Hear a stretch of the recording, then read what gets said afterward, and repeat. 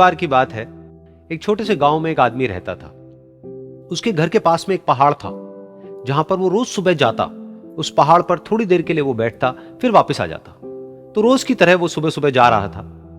पीछे से उसका छोटा सा बेटा आया। उसने आकर के उसका हाथ पकड़ लिया और कहा कि आज मैं भी आपके साथ चलूंगा। उसने पहले तो उसको थोड़ा सा समझाया और मना किया। कहा कि जो रास्ता है वो बहुत ही छोटा है और चढ़ाई बहुत ज्यादा है, तो तुम मेरे साथ नहीं चल पाओगे। लेकिन फिर जब उस बेटे ने जिद करी तो पिता मान गया। तो दोनों पहाड़ पर चढ़ने लगे। पिता ने बेटे का हाथ कस के पकड़ा हुआ था।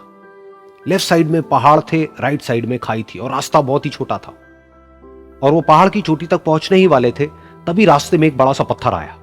क्योंकि पिता उस रास्ते पर रोज आता था तो उसको पता था कि वहां पे पत्थर है, तो वो साइड से निकल गया। लेकिन जो बेटा था उसका ध्यान कहीं और था, तो उसका घुटना जा करके उस बड़े से पत्थर पर टकरा गया। तो फिर उस बच्चे के मुंह से एक चीख निकली। और जैसे ही वो चीखा, उसकी आवाज उन पहाड़ों में गूंजने लगी।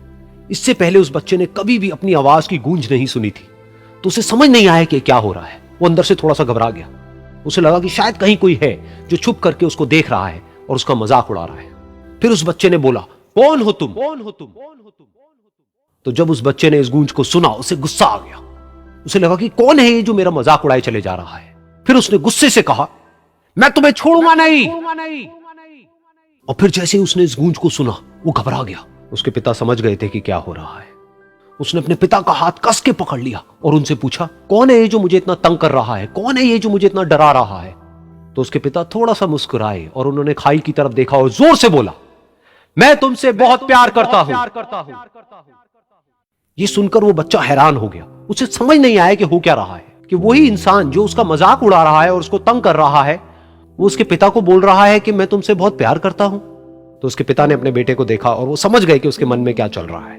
और फिर दोबारा उन्होंने बोला, तुम बहुत अच्छे हो।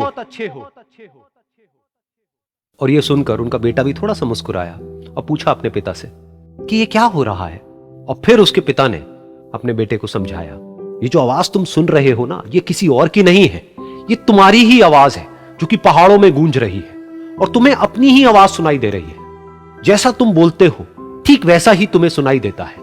अगर तुम गुस्से से कुछ कहोगे तो पलट करके जो आवाज आएगी उसमें भी गुस्सा होगा, लेकिन अगर तुम कुछ अच्छा कहोगे तो वो आवाज भी अच्छी होगी।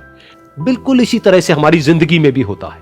जैसा तुम अपने मन में इस जिंदगी के बारे में सोचते हो, ये जिंदगी तुम्हारे लिए बिल्कुल वैसी ही हो जाती है। अगर तुम मन ही मन अपने आप को ये बोलते रहोगे कि मेरी जिंदगी तो बहुत ही बुरी है, तो तुम्हारी जिंदगी सच में बुरी हो जाएगी। और अगर तुम अपनी जिंदगी से प्यार करोगे तो तुम्हारी जिंदगी भी तुमसे प्यार करेगी। ये बात उस बच्चे के दिमाग में घर कर गई और फिर वो दोनों उस पहाड़ की चोटी पर गए। लेकिन बच्चे के दिमाग में यही बात घूम रही थी। और फिर वो बच्चा खिलखिला के हंसा और उसने अपने दोनों हाथ खोले और अपनी पूरी ताकत से बोला, मैं तुमसे बहुत प्यार करता हूं।